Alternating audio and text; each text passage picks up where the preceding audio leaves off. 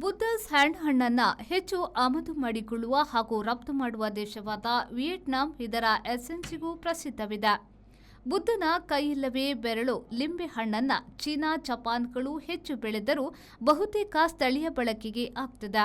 Vietnam ಮೊದಲಿನಿಂದಲೂ ಚೀನಾದಿಂದ ಬೆರಳು ಲಿಂಬೆ ತರಿಸಿ ಎಸೆನ್ಸ್ ತಯಾರಿಸಿ ರಫ್ತು ಮಾಡುತ್ತದೆ.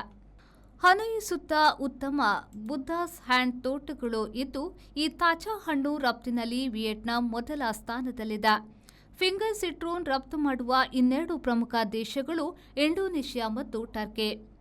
ಬುದ್ದಾಸ್ ಹ್ಯಾಂಡ್ ಹಣ್ಣನ್ನು ಹೆಚ್ಚು ಆಮದು ಮಾಡಿಕೊಳ್ಳುವ ಪ್ರಮುಖ ಮೂರು ದೇಶಗಳು ಎಂದರೆ ವಿಯೆಟ್ನಾಂ, ಉಕ್ರೇನ್ ಮತ್ತು ಪೆರು. ಈ ಹಣ್ಣಿನ ಸಿಪ್ಪೆ ವಿಶಿಷ್ಟ ಪರಿಮಳದ್ದು. ಅದು ಪ್ರತ್ಯೇಕವಾಗಿ ರಫ್ತಾಗುತ್ತದೆ. ಈ ಹಣ್ಣಿನ ಪರಿಮಳಯುಕ್ತ ಸಿಪ್ಪೆಯನ್ನು ಬೇಕರಿ ಉತ್ಪನ್ನಗಳಲ್ಲಿ, ಕ್ಯಾಂಡಿ ತಯಾರಿಕೆಯಲ್ಲಿ, ಚಹಾ ಮತ್ತು ಚಾಪುಡಿ ಗಮಕ್ಕೆ, ನಾನಾ ಸಾರ ದ್ರಾವಣಗಳಲ್ಲಿ ಬಳಸುತ್ತಾರೆ.